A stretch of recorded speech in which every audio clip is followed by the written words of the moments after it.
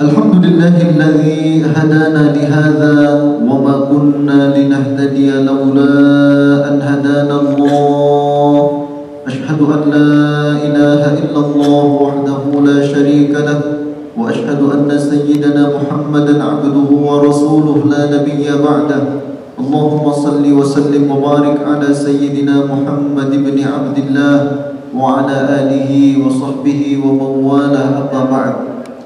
Hadratul muhtaramin hadirin wal hadirat, jamaah kajian duha Masjid Raya Bintaro Jaya Sektor 9 yang dimuliakan Allah Subhanahu wa taala, wabil khusus kepada guru kita, syekhina wa murabbi ruhina al-mukarram Bapak Kiai Haji Tengku Dzulkarnain yang senantiasa kita ta'zimkan, sama-sama kita muliakan dan dimuliakan oleh Allah Subhanahu wa taala. Pada pertemuan yang berbahagia ini, mari kita bersama-sama memanjatkan puja dan puji syukur kita kehadirat Allah atas segala limpahan nikmat yang telah diberikan kepada kita. Salawat dan salam mudah-mudahan senantiasa tercurah kepada junjungan kita Nabi Agung Muhammad sallallahu alaihi wasallam beserta para keluarga, para sahabat dan para pengikutnya ila yaumil qiyamah. Hadirin wal hadirat rahimakumullah, sebelum kajian pada pagi hari ini kita mulai, terlebih dahulu mari kita awali kajian kita dengan bersama-sama membaca suratul Fatihah dengan doa dan harapan mudah-mudahan kajian kita pada pagi hari ini mendapatkan ridha dan rahmat dari Allah Subhanahu wa taala, dan segala apa yang disampaikan oleh guru kita bermanfaat bagi kita dalam kehidupan sehari-hari. Ala hadhihi niyyah wa likulli niyyatin shadihah. Al-Fatihah.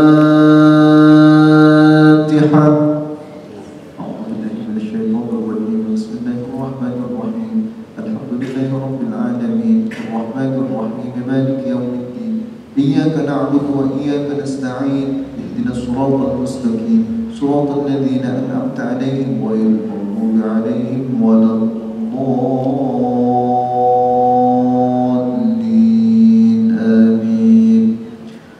Terima kasih. Selanjutnya marilah kita ikuti dengan seksama kajian yang akan disampaikan oleh guru kita Al-Mukarram Syekhina wa Murabbi Ruhina Bapak Kiai Haji Tengku Dzulkarnain. Kepadanya waktu dan tempat kami persilakan. Assalamualaikum warahmatullahi wabarakatuh. Hamdan wa syukran lillah, salatan wa salaman ala rasulillah wa ala alihi wa sahbihi wa mawalah. Allahumma salli ala sayyidina wa habibina wa maulana Muhammadin wa ala alihi wa sahbihi ajma'in. Amma ba'du, qala Allah ta'ala fi kitabihil karim, أعوذ بالله من الشيطان الرجيم بسم الله الرحمن الرحيم فأما الإنسان إذا ما ابتلاه ربه فأكرمه ونعمه فيقول ربي أكرمن وأما إذا ما ابتلاه فقدر عليه رزقه فيقول ربي أهانن كلا بل لا تكرمون اليتيم ولا تحاضون على طعام المسكين وتأكلون التراث أكلا لما وتحبون المال حبا جما قال رسول الله صلى الله عليه وسلم من خرج من بيته في طلب العلم فهو في سبيل الله حتى يرجع. Baginda Rasul bersabda, siapa keluar dari rumahnya untuk mendapatkan ilmu, orang itu adalah orang yang berjihad fi sabilillah sampai dia kembali ke rumahnya. Mudah-mudahan kita semua mendapatkan pahala jihad dari Allah SWT. Amin. Sadaqallahul azim, sadaqa rasulun nabiyul karim, wa nahnu ala dhalika minasy syahidin wasyakirin walhamdulillahi rabbil alamin. Bapak Ibu sekalian, jemaah Masjid Raya Bintaro yang dimuliakan Allah SWT. Wajiblah kita bersyukur pada Allah SWT. Salawat salam kita sampaikan untuk baginda Rasulullah SAW.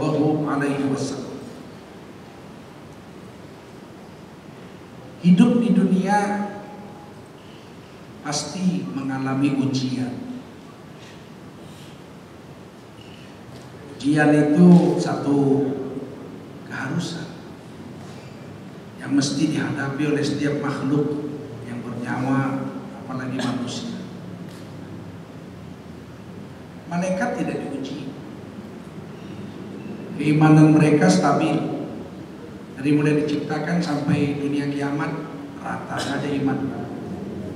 Kita, iman kita yazid wa yanqus, kadang naik, kadang turun.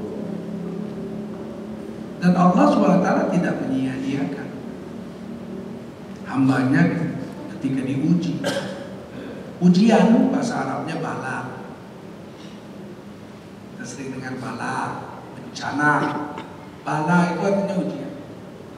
Bahasa Arab. Kalau bahasa India lain lagi. Ini bahasa Arab. Bala, ujian.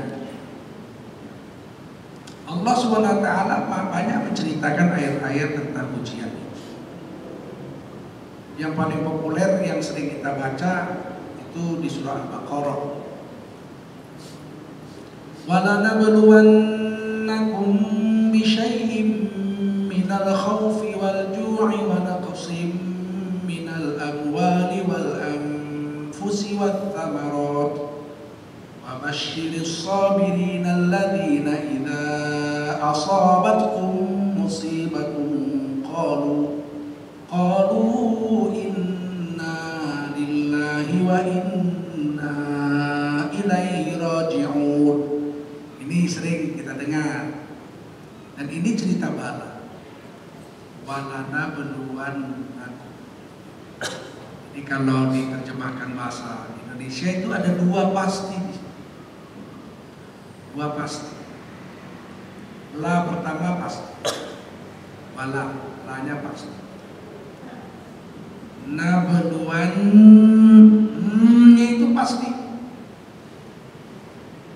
Jadi di ayat ini ada dua kali pasti.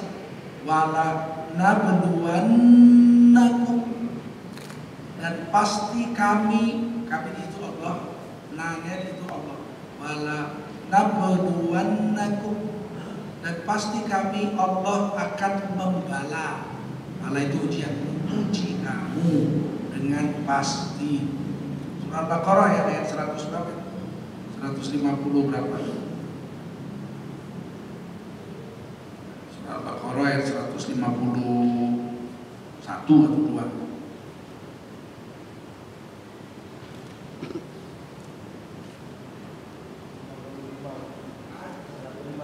155. Dan pasti kami akan menguji kamu dengan pasti. Cuman kan jelek kalau diterjemahkan begitu. Jadi pasti kami akan menguji kamu gitu aja. Padahal dua kali pastinya. Dengan apa? Dengan ujian yang apa? Apa ujiannya? Situ sebut. Lanabluwannakum bisyai'in minal khauf. Sebagian dari rasa takut.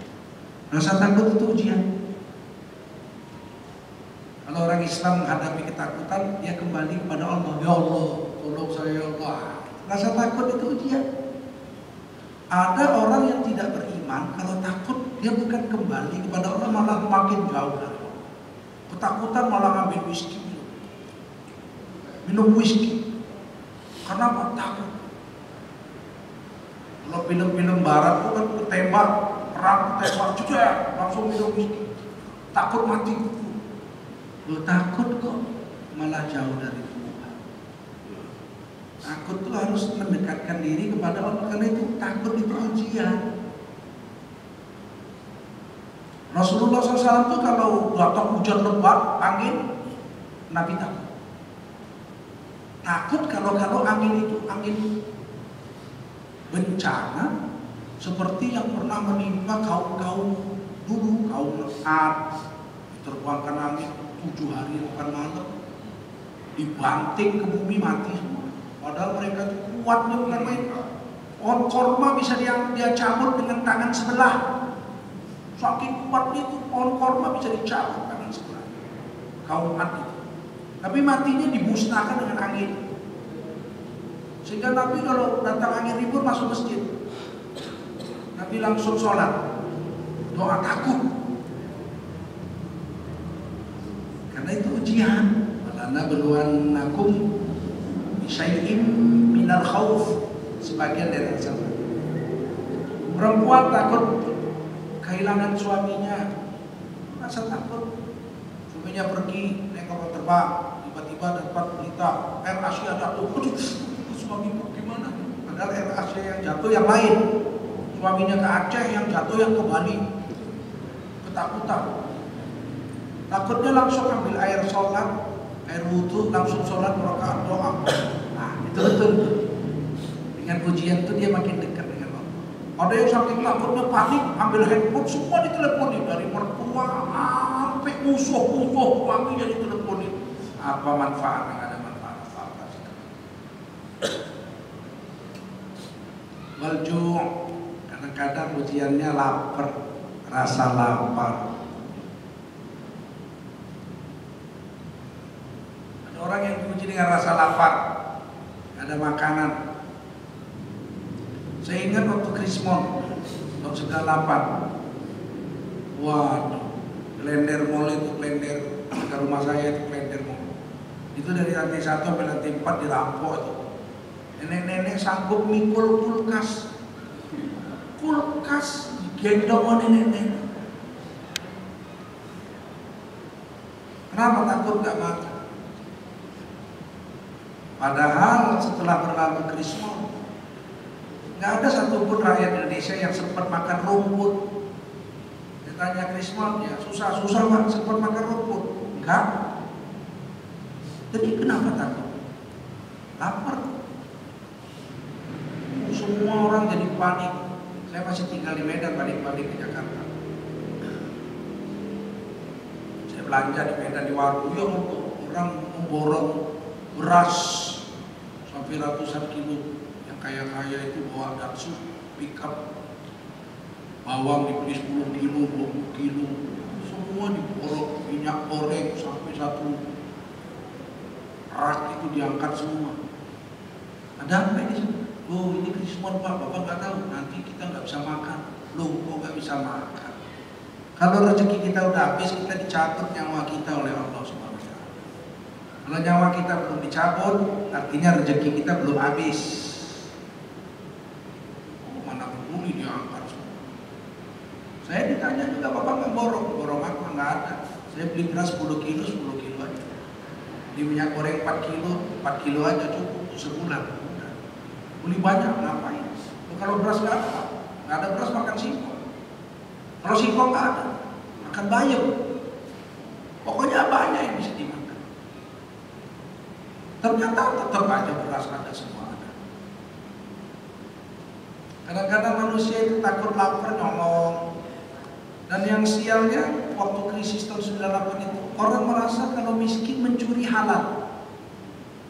Kami ikut ngerampok, merasa itu mau ikut, kenapa? Mau miskin kok Pak? Memang kalau miskin merampok halal? Enggak, tetap aja haram. Hukumnya sama aja, orang kaya mencuri, orang miskin mencuri, sama-sama dosanya sama. Enggak lebih gede dosa orang kaya, enggak sama. Kadang-kadang kita aneh, pejabat korupsi marah-marah. Oh, pejabat korupsi kurang ajar. Giliran dia jadi supir, disuruh ngisi bensin 300.000, diisi 200.000. Dia sendiri korupsi. Ya saya kan miskin Pak, nyolongnya dikit.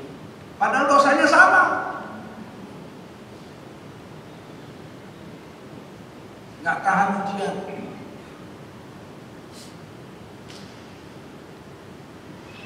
Wa naqsim minal amwal. Kadang-kadang ujiannya harta hilang. Harta hilang. Baru beli motor, kredit 3 bulan baru dibayar, hilang, dibawa ke masjid. Langsung dia bilang, saya sampai kiamat gak bakal mau ke masjid lagi. Kok masjidnya yang sama? Padahal kalau itu dicuri, kita sabar, di akhirat kita dapat lagi. Yang mencuri itu akan memikul ke Honda itu, orang Medan bilang kereta. Sepeda motor itu akan dipikul di akhirat, kita dicari sampai ketemu dipulangin motor kamu dulu saya nyolong, kita nggak mau, gila kamu ini akhirat suruh bawa motor, kamu mau saya terus mau apa? Pahalamu aja saya ambil. Ya ambil pahalanya sebanyak harga motor. Kembali, percaya kembali. Tinggal sabar. Kadang-kadang udah ditanam pagi, udah mau panen, tiba-tiba malam datang hujan lebat, banjir bandang, padinya habis, nangis wajar, sedih wajar orang manusia. Putus asa tidak boleh putus asa. Karena itu ujian Allah akan beri gantinya lebih baik. Enggak di sini dikubur, enggak dikubur di akhirat, di padang mahsyar, enggak dimaksa di surga. Pasti. Ya, ujian. Sabar aja. Satu hari ini ada kisah bagus saya berbagi. Ada seorang ibu, dia jualan tempe, dia buat tempe, dia jual tempe. Pas-pasan makan. Satu hari dia udah buat tempe, dia mau jualan, dia buka sedikit tempenya, ternyata tempenya masih mentah, nggak jadi tempe. Padahal semua udah dibuat, udah diragi, udah semua. Harusnya jadi, nggak jadi.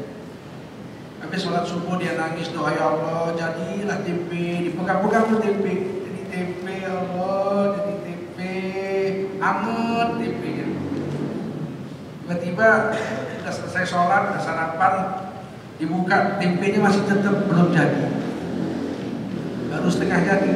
Ya Allah, kok tempe setengah jadi gimana mau dijual gitu. Nangis. Udah selesai sholat duha dia nangis. Apa beli buat, pergilah ke pasar, dibawalah tempe setengah matang. Dia duduk kikir-kikir sambil nangis, khawatir. Tetangga-tetangganya udah habis semua laku tempe-tempenya. Dia intip tempe masih setengah matang, nggak bisa dijual. Sempet di hatinya terbersih. Ya Allah, aku dan doa aku baik, tak pernah jahat. Tempe aja nggak jadi sih, makan apa hari ini? Udah sempat jubel juga di hatinya. Tapi astagfirullah ya Allah, kau maha kuasa, ragu-ragu lah. Tiba-tiba datang ibu-ibu, orang kaya raya, emasnya aja mungkin ada setengah kilo. Ibu-ibu kadang-kadang emas setengah kilo dipakai di leher sampai melet. Pakai emasnya aja banyak, kelihatan cincinnya berlian, masya Allah. Bu jual tempe. Ibu jual tempe setengah matang. Saya tadi tukang tempe udah saya tanya semua, gak ada semua jual tempe yang matang. Saya mau yang belum matang, yang masih mentah. Waduh, iya ibu tadi. Ya Allah, lagi kita tempenya setengah matang aja. Udah tadi kita matang tuh, buka tempenya, belum matang. Ya ini tempe nggak matang semua. Saya borong semua orang kaya itu. Kenapa? Anak saya itu kuliah di Sydney, Australia. Hari ini mau pulang ke Sydney. Dia kepingin makan tempe, tapi kalau tempe udah matang bawa ke Sydney busuk. Harus yang setengah matang dibawa ke Sydney. Lusa sampai sana anak saya bisa masak. Wah, diborong semua, harganya 3 kali lipat. Pulang dia doa, ya Allah, mudah-mudahan besok nggak matang ya. Ada yang beli. Kita nggak tahu rahasia Allah. Kadang-kadang kita diuji dengan kekurangan makan. Mungkin dengan kita nggak dapat rezeki hari ini, kita nggak makan, cuma minum air saja, jadi sehat. Rupanya kolesterol sudah tinggi. Kolesterol tinggi. Kalau hari ini dapat uang beli kotak kambing 1 porsi stroke. Tapi karena nggak dapat duit, akhirnya hari ini hanya minum air saja. Kolesterolnya jadi turun, dia jadi sehat, nggak jadi stroke. Kita nggak tahu. Itu urusan kita ketika datang ujian sabar. Apa yang terjadi di balik itu kita tidak tahu. Kadang-kadang ujiannya itu jauh rasa lapar. Kadang-kadang wanaksi minal amwal, hilang harta harta hilang. Wal anfus, kadang-kadang nyawa hilang. Bapak kita yang kita sayangi wafat, ibu kita yang kita cintai wafat, anak kita, buah hati kita wafat. Oh, kita sedih. Ya sedih, wajar manusia. Putus asa, tidak boleh. Karena pasti sesuatu yang terjadi itu ujian dari Allah, ada manfaatnya untuk kita. Kalau enggak mungkin kita diuji oleh Allah. Wasamarot, kadang-kadang hilang buah-buahan. Ditanam mangga, diplastikin mangganya semua supaya jangan busuk. Udah besar-besar, hari Minggu besok mau saya petik. Pulang dari masjid subuh Minggu, Ahad, lihat tinggal plastiknya semua. Dipanen orang tadi malam itu. Ujian, buah-buahan hilang, apa-apa. Di akhirat orang yang mencuri itu akan memulangkannya kepada kita dalam bentuk pahala. Kalau dia nggak punya pahala, dia ambil dosa kita, dia kurangi sebanyak harga mangga itu. Nggak ada rugi-ruginya.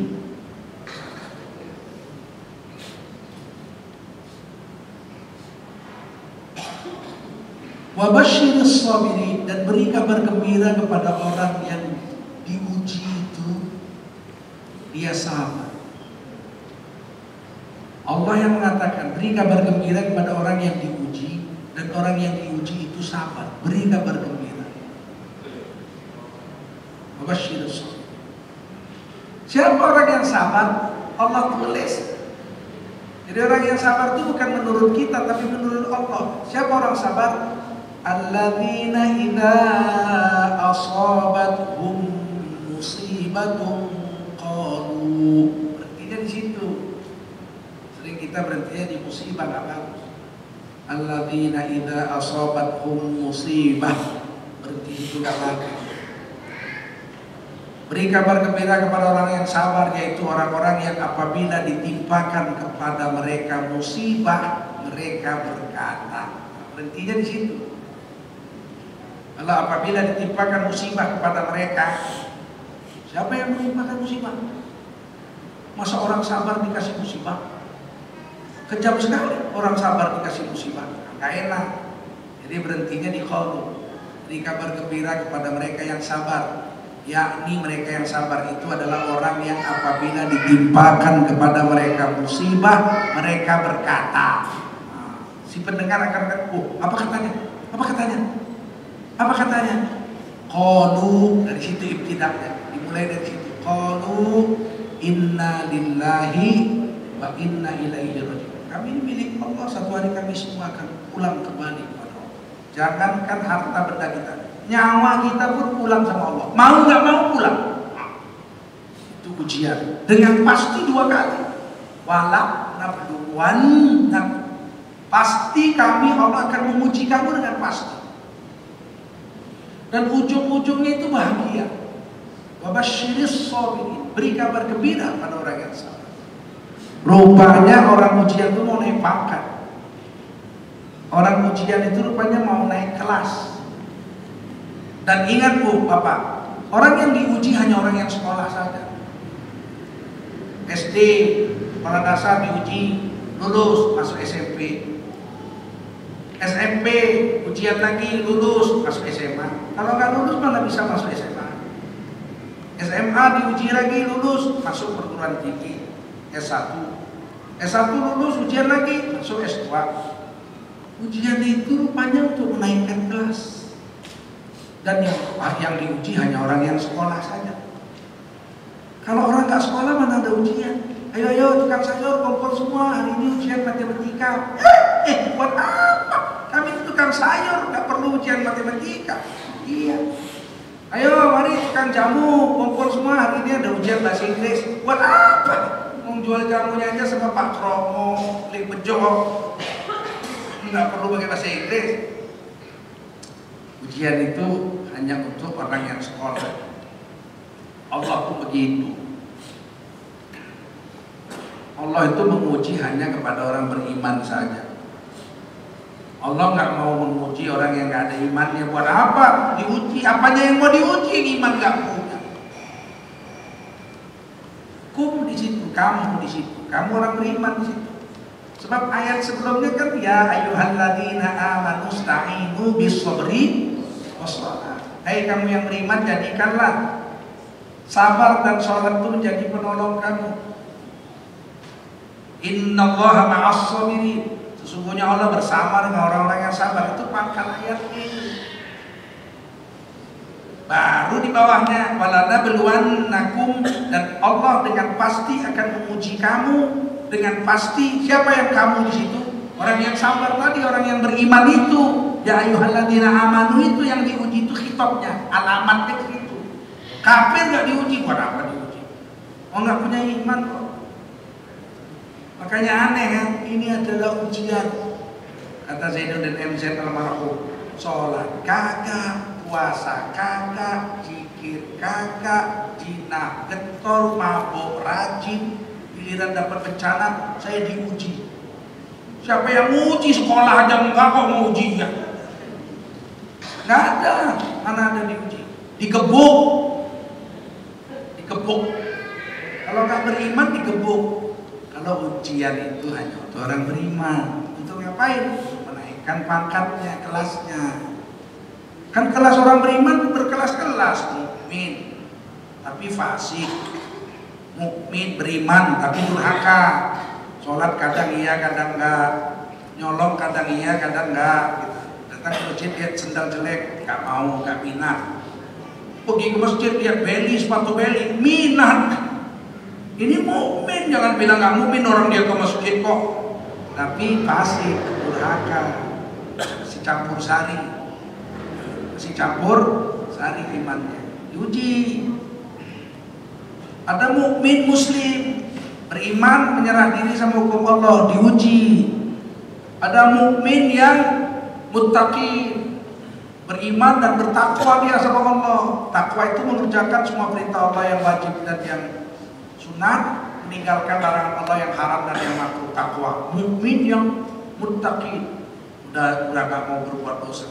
Ada yang mukhlisin, mukmin yang ikhlas beramal. Ada yang mukmin muhsinin, mukmin yang ihsan, beramal seolah-olah yakin banget ya Allah melihatnya, sehingga amalnya itu benar-benar dia jaga. Jadi tingkat-tingkatan untuk meningkatkannya itu salah satunya Allah buat ujian.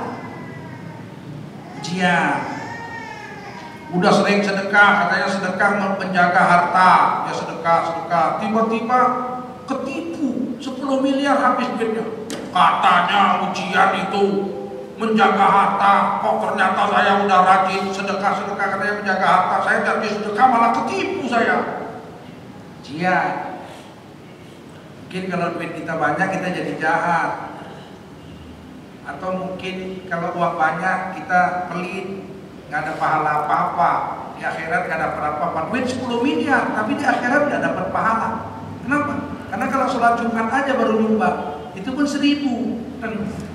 Nah 10 tahun baru 52.000. 10 tahun 520.000. Ya kan? 10 tahun kalau 1.000 tiap Jumat, 10 tahun itu 520.000. 10 tahun, 20 tahun baru 1.100.000, 10 juta 100.000, 1.100.000, 10 tahun 1.100.000. Bisa menyelamatkan kita dari neraka? Mana bisa? Beli tongkrongan WC aja gak cukup 1 juta. Tongkrongan WC itu aja yang merek paling murah 1,5 juta. Itu yang disiram pakai tangan. Kalau yang cek itu nggak dapat 3 juta. Gimana mau masuk surga beli tongkrongan WC juga cukup? Duitnya 10 miliar. Di akhirat beli tongkrongan WC aja nggak cukup. Gimana mau beli istana surga? Nah Allah sayang, ditipu dia 10 miliar itu. Di akhirat dia dapat pahala 10 miliar dari yang nyolong itu. Paling tidak dosanya diambil sama yang nyolong itu 10 miliar. Kaya raya dia di sana. Alhamdulillah ya Allah dulu ditipu. Nah, bersyukurnya di sana dia. Di sini dia maki-maki. Sampai latahnya dia tipu. Kakek tipu 10 miliar. Menyesalnya bukan main. Tapi rupanya di akhirat dia bersyukurnya bukan main. Ya Allah, kalau nggak ketipu, tongkrongan WC pun nggak dapat saya. Tapi karena ketipu 10 miliar, sekarang saya orang kaya di dalam surga. Kita nggak paham ya. Nah, tingkat-tingkat orang beriman seperti itulah maka kita diperlukan ujian. Syukur-syukur kita mati itu mukmin yang kamilin, mukmin yang imannya sempurna. Kalau anbiya seperti imannya para nabi, bisa. Banyak hadis mengatakan ada orang di akhir zaman tubuhnya bercahaya, gilang gemilang. Di padang mahsyar matahari hanya sejengkal di atas kepala. Buminya terbuat dari tembaga. Orang berenang-renang di lautan keringat. Tiba-tiba ada sekelompok manusia duduk di atas mimbar-mimbar dari cahaya. Mereka bukan nabi, mereka bukan rasul. Oh, masya Allah. Mereka bukan nabi, mereka bukan rasul. Tapi mereka bisa duduk di mimbar-mimbar cahaya, gak kena panas di dalam alam akhirat yang penuh huru hara. Siapa mereka? Di dalam satu hadis 7 golongan. Satu di antaranya pemimpin yang adil. Boleh jadi pemimpin tapi adil. Walaupun dia tidak nabi, nanti duduk bersama nabi-nabi di padang mahsyar di surga. Tapi kalau pemimpin yang buto cakil, kalau wayang kulit itu kalau jam 11 siang itu biasanya Arjuna perang lawan buto cakil. Tentengannya bukan main, tapi sekali dipukul kerpok-kerpok. Cocakin pemimpin yang menghalalkan semua-semuanya di akhirat sengsara. Ada di antara 7 itu adalah orang yang hatinya tergantung ke masjid. Orang yang hatinya tergantung dikit-dikit lihat jam, 15 menit lagi zuhur nih. Dikit-dikit lihat, masya Allah 20 menit lagi asar.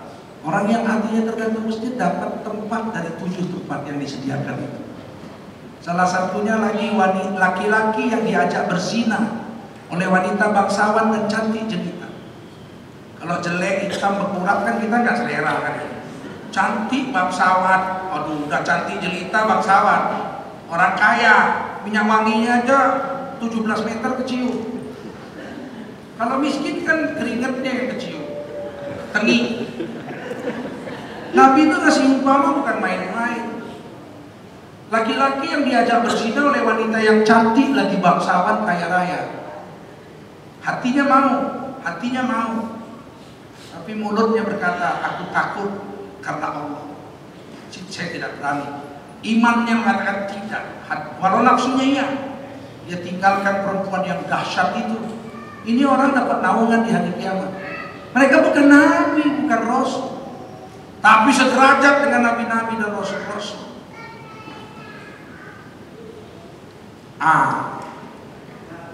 Oleh karena itu ujian ini niscaya. Kalau bahasa Indonesia sekarang ujian adalah keniscayaan atas orang beriman. Tidak bisa kita menghindarkan diri dari ujian. Seandainya kita sembunyi, saya ada kumpulkan beberapa hadis. Seandainya kita sembunyi dari ujian itu, tetap aja ujian itu akan datang. Lau kana al-mu'minu fi juhri dhabbin.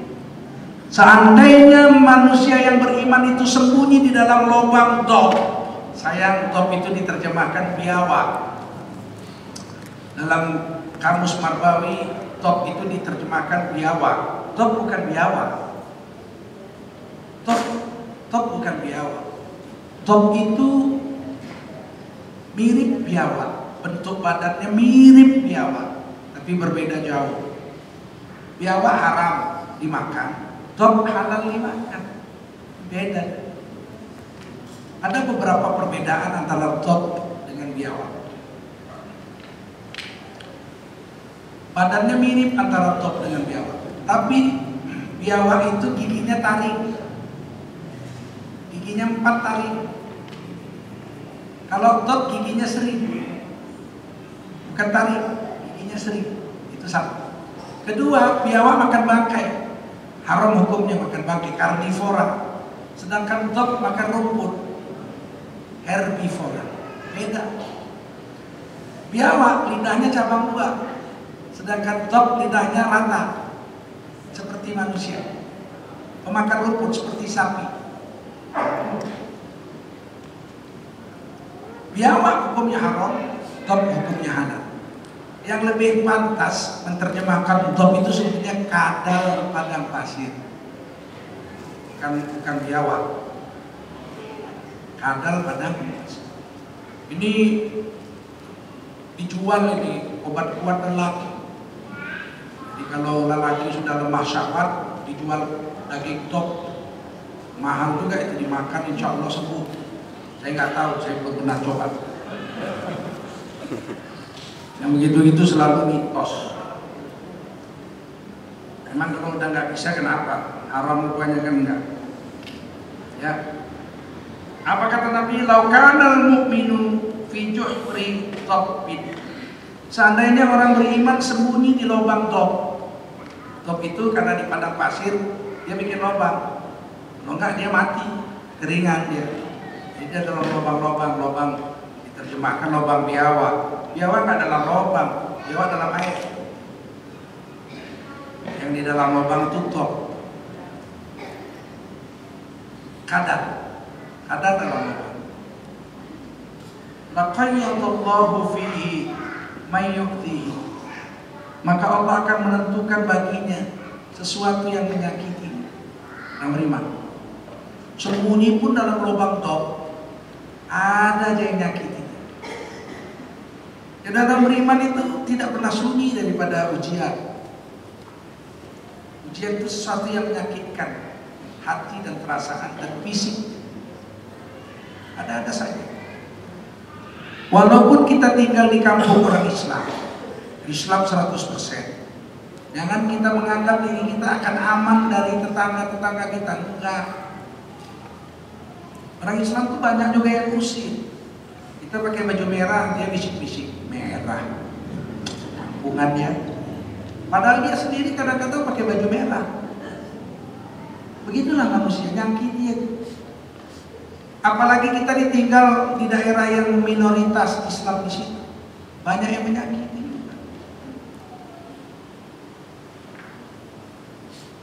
Kita pernah disakiti perasaan kita seluruh Indonesia.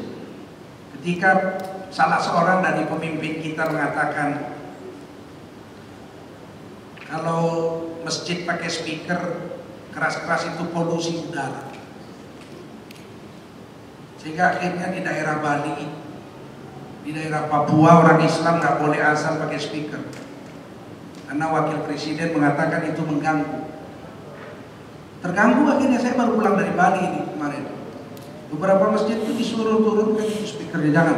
Presiden aja wakil presiden nggak suka, itu mengganggu. Nah, itu menyakiti kita. Dulu ada di satu kampus waktu saya masih di Medan, pembantu rektor satu itu rumahnya di sebelah masjid, persis sebelah dinding dengan masjid. Corongnya itu kan 4 penjuru tuh, ya kan, timur, barat, utara, selatan. Pas yang ke arah rumah dia itu, keras sekali kan kalau subuh itu. Esoknya dia suruh supirnya ambil tangga, panjat, gunting, digunting kabelnya itu pas yang ke rumahnya. Kenapa? Mengganggu saya. Saya marah sekali saya. Walaupun dia PR1, saya dosen biasa. Khutbah Jumat saya pas giliran saya bilang, kalau berumah di tepi pantai, ya, kalau takut dilanda pasang, jangan berumah di tepi pantai. Kalau takut mendengar azan, jangan berumah di samping masjid. Pergi ke hutan sana sama genderuwo sama kuntilanak. Genderuwo sama kuntilanak gak pernah azan.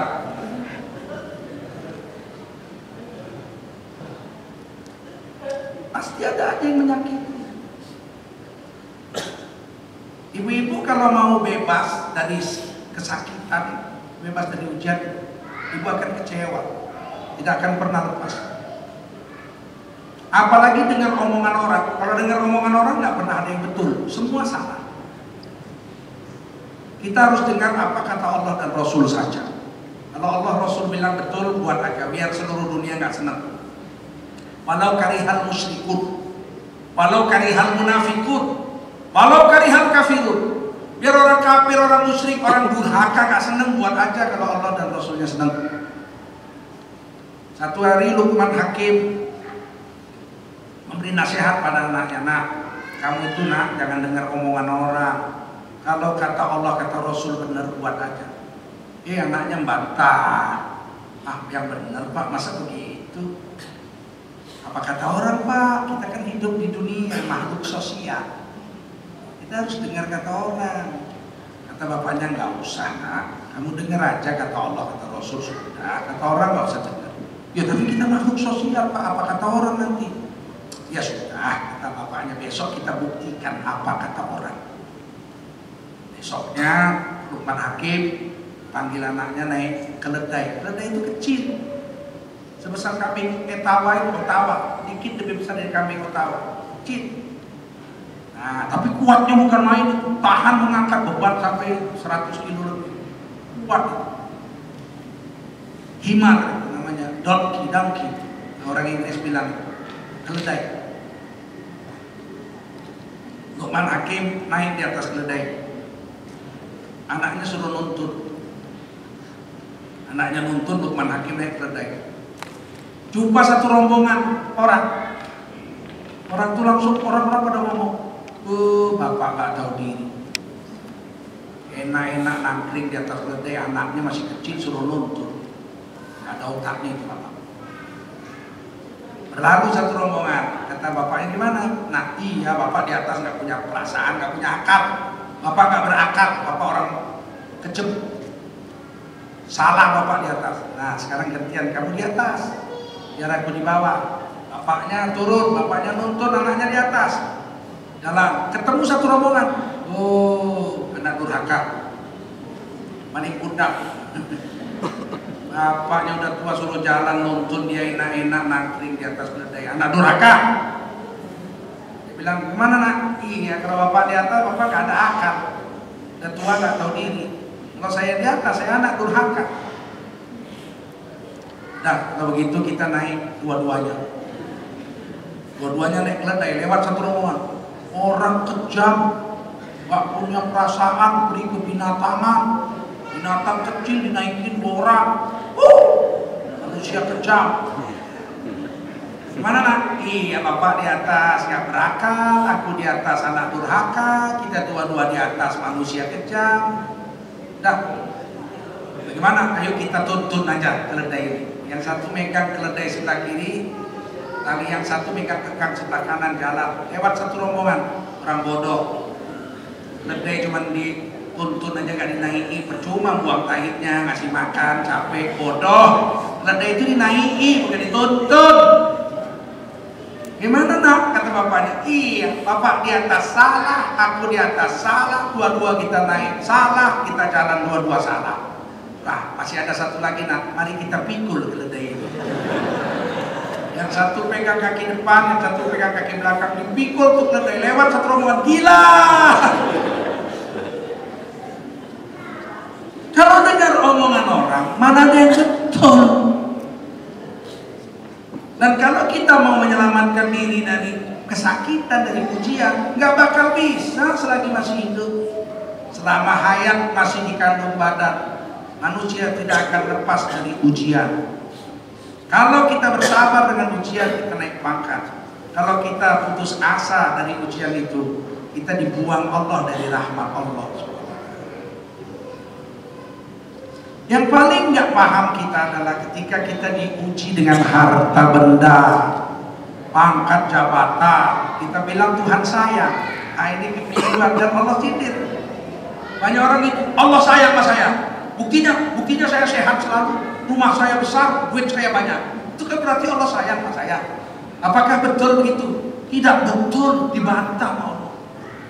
Dalam surah Al-Fajr yang saya baca di awal ceramah ini, ayat 15. Fa'ammal insanu idza mabtalahu rabbuhu fa'akramahu wa na'amahu fayaqulu rabbi akraman. Maka adapun manusia, apabila Allah Tuhan mereka memuji mereka, memujinya, memuji dia, lalu memuliakan dia dan memberi dia kesenangan hidup di dunia, maka dia berkata, Tuhanku telah memuliakan aku. Aku nih jadi gubernur, harta banyak, istri cantik, anak banyak, baik-baik semua. Semua yang saya buat selalu sukses. Tuhan sayang sama saya. Enggak. Ini kekeliruan pikir manusia. Kemudian disambung, wa amma idza mabtalahu faqadara alaihi rizqahu fayaqulu rabbi ahanan. Namun apabila Tuhan menguji mereka, rezekinya disempitkan, rezekinya sempit, kemudian dia berkata, Tuhanku telah menghinaku. Kala, tidak begitu, tidak begitu. Jadi kita itu kaya bukan karena dimuliakan Allah. Fir'aun kaya, Qarun kaya, mulia enggak, hina dunia akhirat. Buktinya Fir'aun hina, nggak ada orang kaya mau dipanggil Fir'aun. Saudara-saudara, berikut ini kita dengarkan kata sambutan dari Fir'aun Republik Indonesia. Tangkap kita, menghina kita. Tidak ada orang yang mau dipanggil Fir'aun meskipun kaya.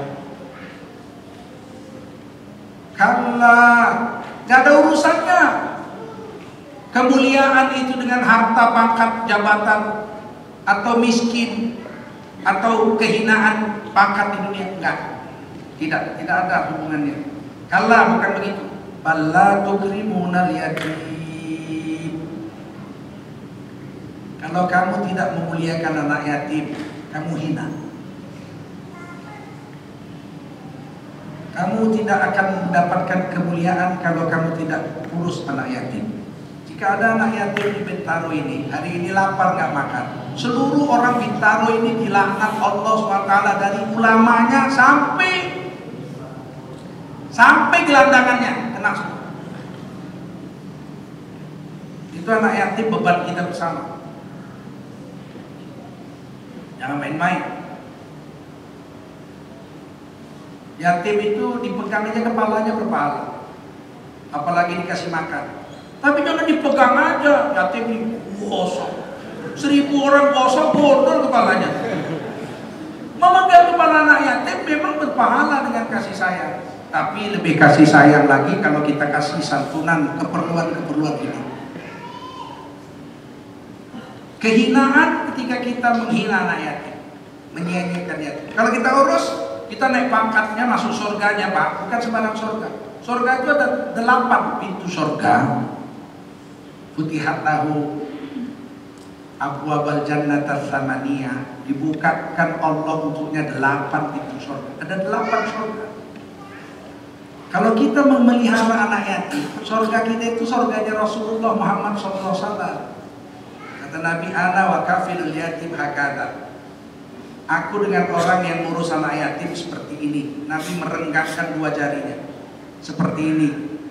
Artinya tetangga di surga yang sama. Kalau ngurus anak yatim aja seperti ini dengan Nabi, apalagi ngurus ibu kita yang sudah jompo. Ngurus anak yatim aja begini sama Nabi di surga. Bagaimana ngurus ibu kita, bapak kita yang sudah jompo?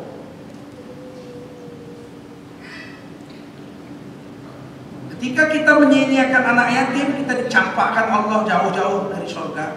Apalagi menyia-nyiakan bapak ibu. Goblok. Jangan coba-coba kita buang bapak ibu kita ke panti jompo. Saya kadang-kadang prihatin, ada bapak ibu sudah tua, anaknya saling menolak. Bapak, ibu sama kamu aja lah. Istriku nggak apa, istriku nggak serasi sama orang tua.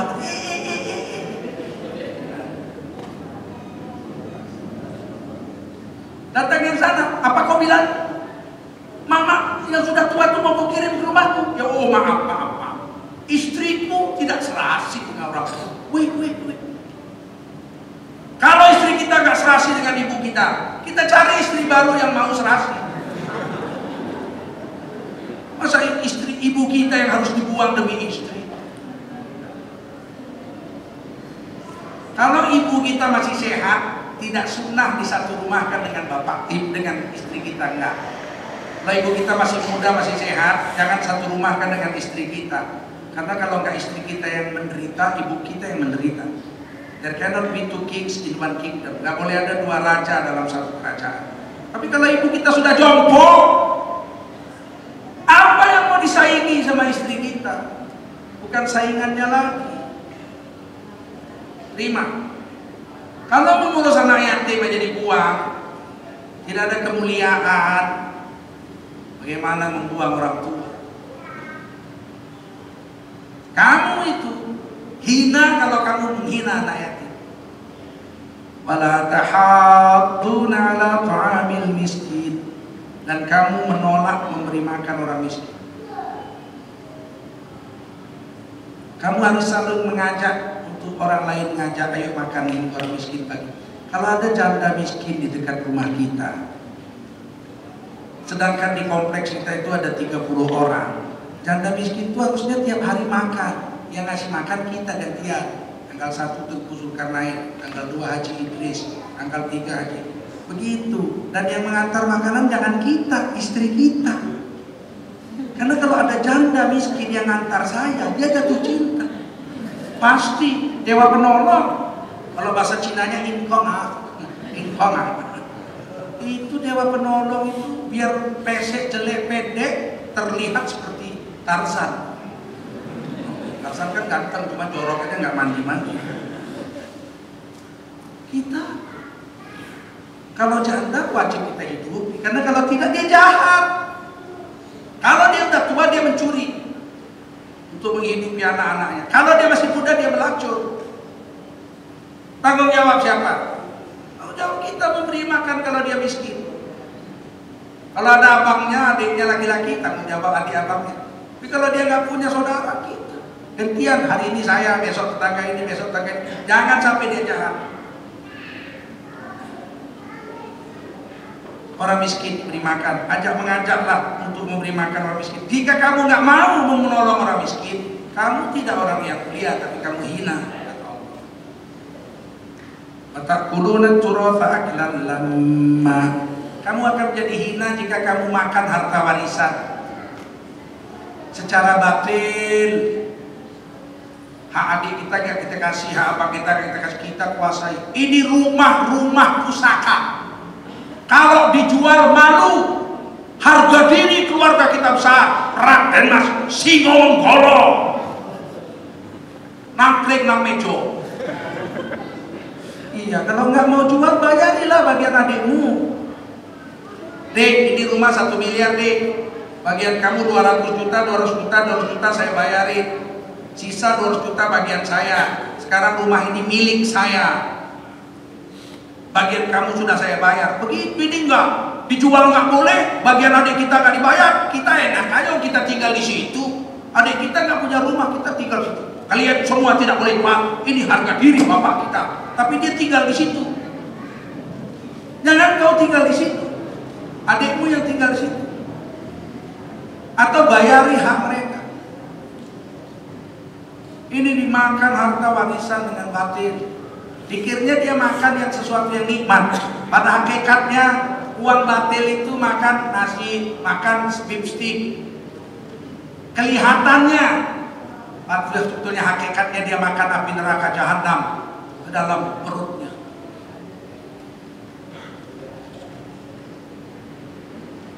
Wa tuhibbunal mala hubban jamma, dan mencintai harta secara berlebih-lebihan. Orang kalau udah cinta harta, dia senang lihat hartanya bertambah, dan dia sakit sekali kalau memakai hartanya. Harta deposito, lihat, masya Allah, 1 miliar. Bulan depan lihat 1.050.000 juta. Seneng, iya bulan lihat harta bertambah seneng. Tapi nggak dipakai-pakai tuh harta. Kalau dipakai sakitnya bukan lagi. Berkurang.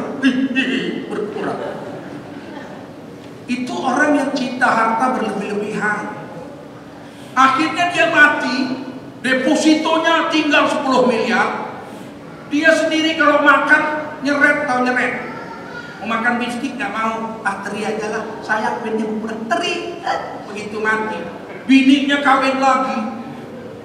Motor gedenya dinaiki suami baru, keliling kota lewat kuburannya. Dia lihat bojoku menikah. Siapa itu? Oh bojo baru nih, nganggo motor gede milikku. Waduh, suami muda nanya, menikah. Teringatnya suamimu kan dikubur di sini ya. Mana kuburannya? Dia menunjuk itu saya, lepas pelukan, tunjuk pakai kaki. Itu.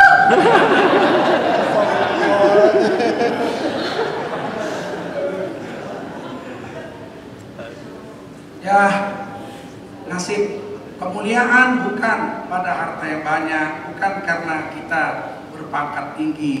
Kemuliaan ketika kita taat pada perintah-perintah Allah Subhanahu. Biar miskin kayak Bilal bin Rabah, taat sama Allah, belum wafat sendalnya udah jalan di surga. Biar kaya seperti Abdurrahman bin Auf, seperti Nabi Sulaiman, Nabi Daud, tapi taat pada perintah Allah, masuk surga jadi raja di sana. Begitu. Mudah-mudahan ada manfaatnya. Silakan yang mau nanya.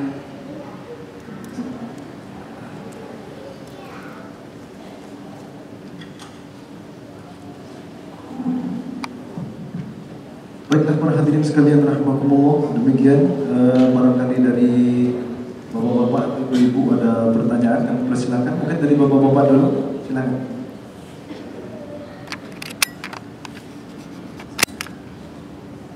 Assalamualaikum warahmatullahi wabarakatuh. Pak Yai, di banyak hadis Rasulullah SAW menjelaskan tentang fitnah.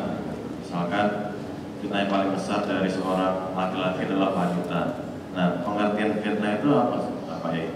Nah, kalau di kita kan fitnah itu apa? Menuduh orang, tapi itu salah, apakah benar seperti itu? Fitnah bisa diartikan cobaan juga. Cobaan. Kalau bala ujian, kalau fitnah cobaan. Kalau kalah kita dalam cobaan itu, kita terhina.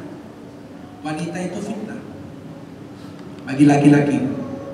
Jadi kalau kita selamat dari wanita, kita mulia, selamat dari cobaan. Tetapi kalau kita nggak selamat, terus kita kemudian berzina dengan dia, maka kita mendapatkan fitnah. Ya, al-fitnah itu akbaru minal qatl. Fitnah itu lebih besar daripada pembunuhan.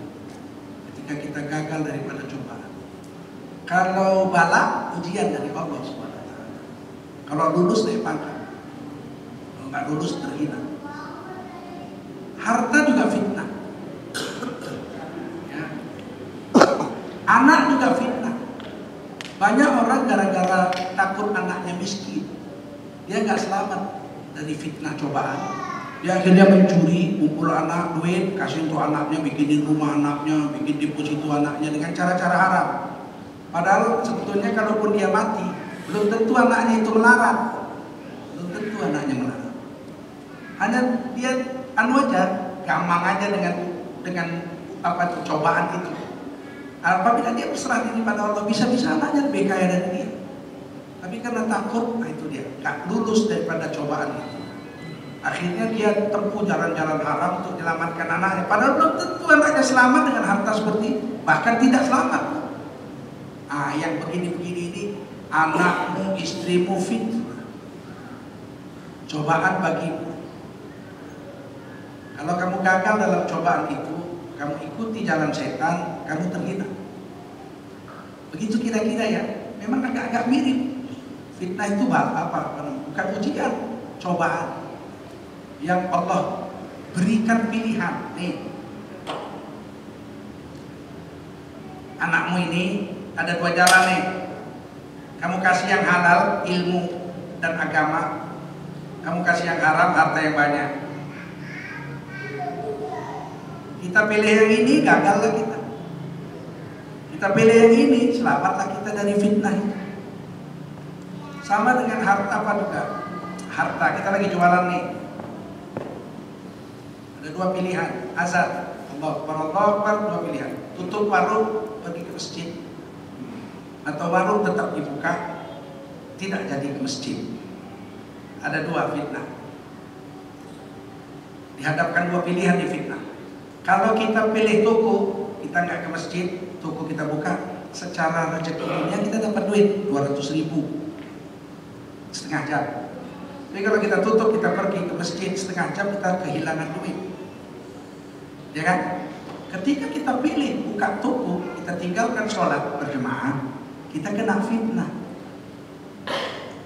Pada hakikatnya dapat duit kita memang 200.000, tapi pada syariatnya kelihatan dengan mata. Pada hakikatnya kita menyia-nyiakan panggilan Allah. Padahal kata Allah, dzalikum khairul lakum in kuntum ta'lamun. Kalau kamu ke masjid tutup toko itu lebih baik kalau kamu tahu. Tapi kita nggak tahu, nggak lulus kita dalam cobaan yang dua itu. Nah, pilih tutup toko pergi masjid atau buka toko jangan ke masjid. Nggak lulus kita. Kita pilih buka toko nggak ke masjid. Itu fitnah. Ada dua yang ditemukan. Nah, pilih yang mana? Kalau ujian nggak bisa pilih gitu. Ujian itu nggak bisa pilih. Allah yang turunkan semua. Kalau fitnah boleh pilih. Sungguhnya istrimu dan anakmu itu fitnah. Janganlah perniagaan yang kau buat melalaikan kamu daripada mengingati Allah. Ayo, lelaki rijalun la tulhihum amwalukum rijalun la tulhihum tijarah an dzikrillah. Lelaki yang tidak melalaikan jual beli yang mereka buat dari mengingati Allah, maksudnya dari sholat berjamaah. Dia ada pilihan. Kira-kira begitu. Ada lagi? Dua. Ada lagi? Ada perempuan, ibu-ibu. Iya, silakan. Bapak-bapak.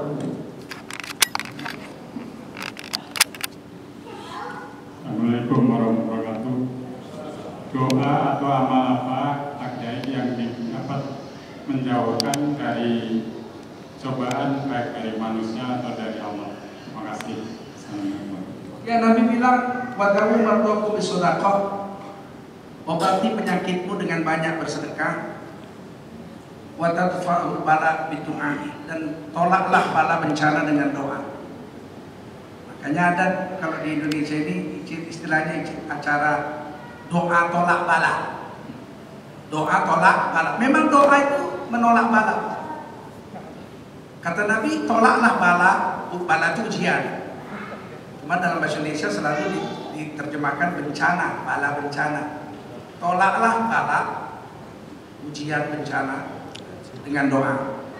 Jadi selalu kita habis sholat umumnya doa, ya Allah, kami berlindung kepadamu dari bala, minal bala wal wabah, ya, daripada bala dan penyakit menular.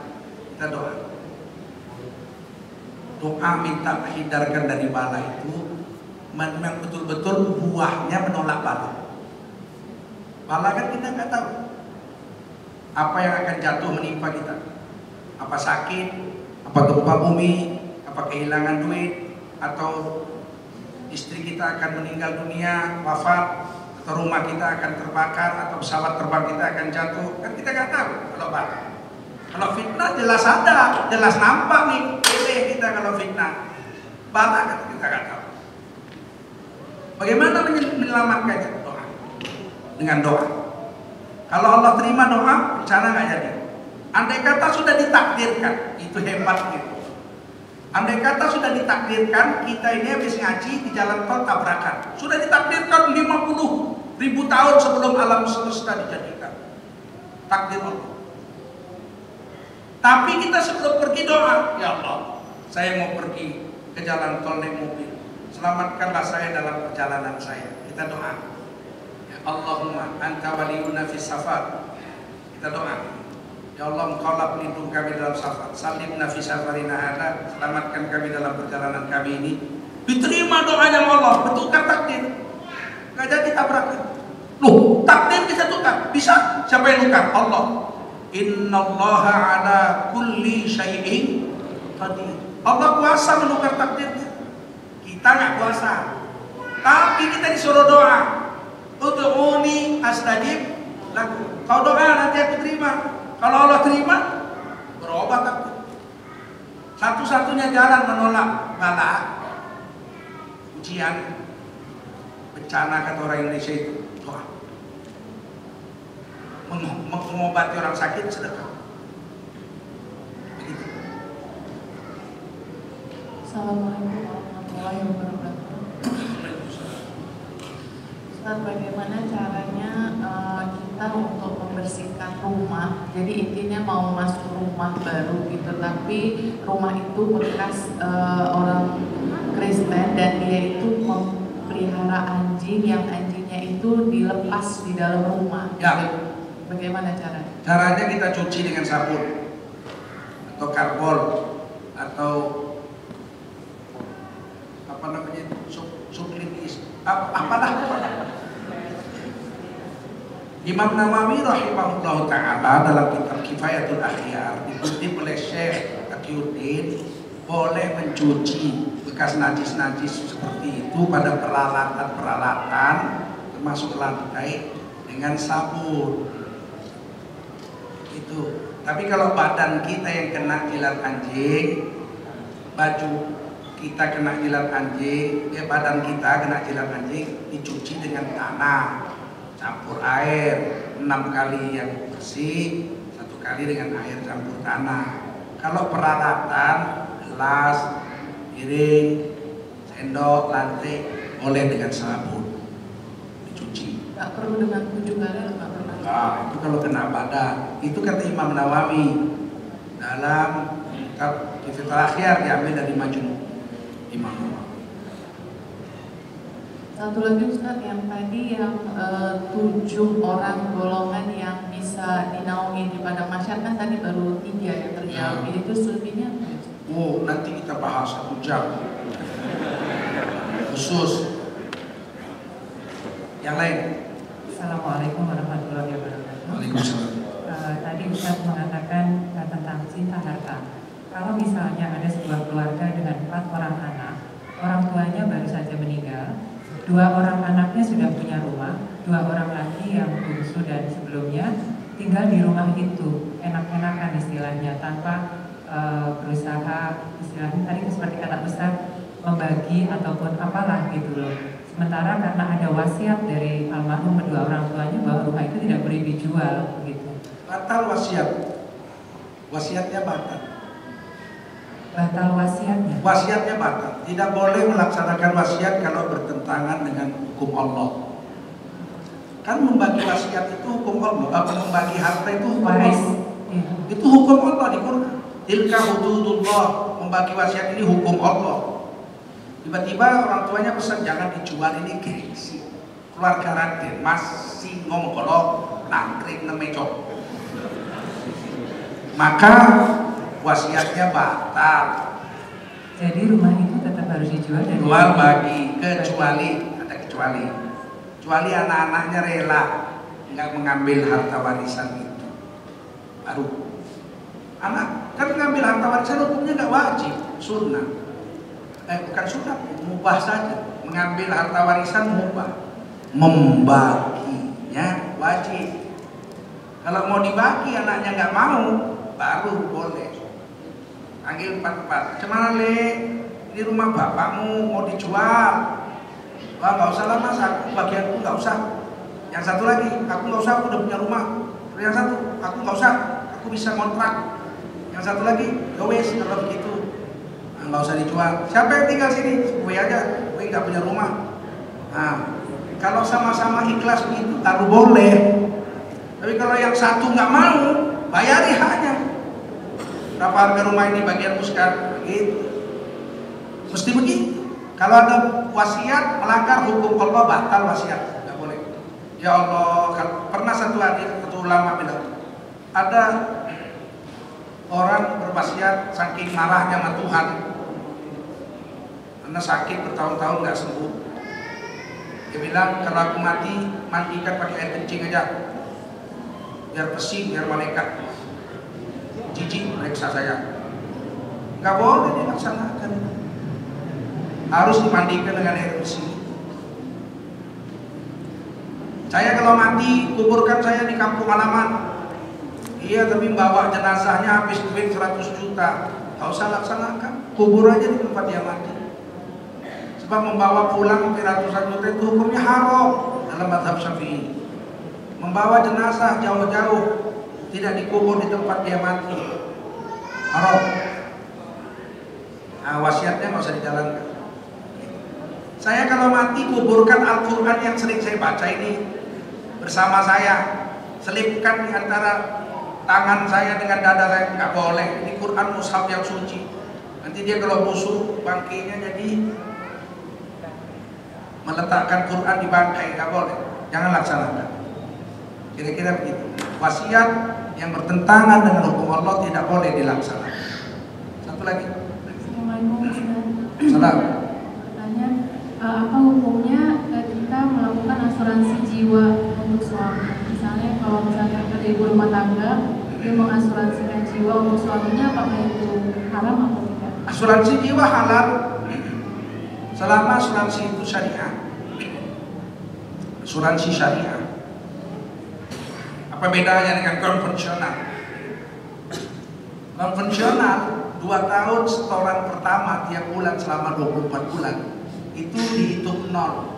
Kalau mati nggak balik uangnya, hangus 2 tahun. Kalau syariah setoran pertama sudah dihitung. Kalau dia baru bayar 6 bulan kemudian dia berhenti. Kalau konvensional kan uangnya hangus. Kalau syariah balik, berapa kembali, potong uang administrasi dan balik. Kedua, klaim. Kalau asuransi biasa klaimnya itu ya dari duit nasabah itu.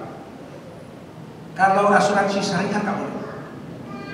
Asuransi syariah itu klaim itu dari tabayyi, dari ta'awud, dana tolong menolong.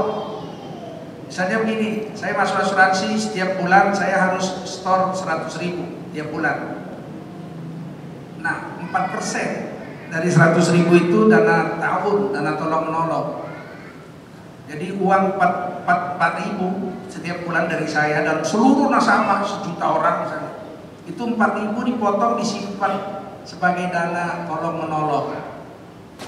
Begitu ada yang klaim mati atau sakit, diambil dari dana yang kumpul 4.000 ini kan bisa diambil ini sampai kiamat.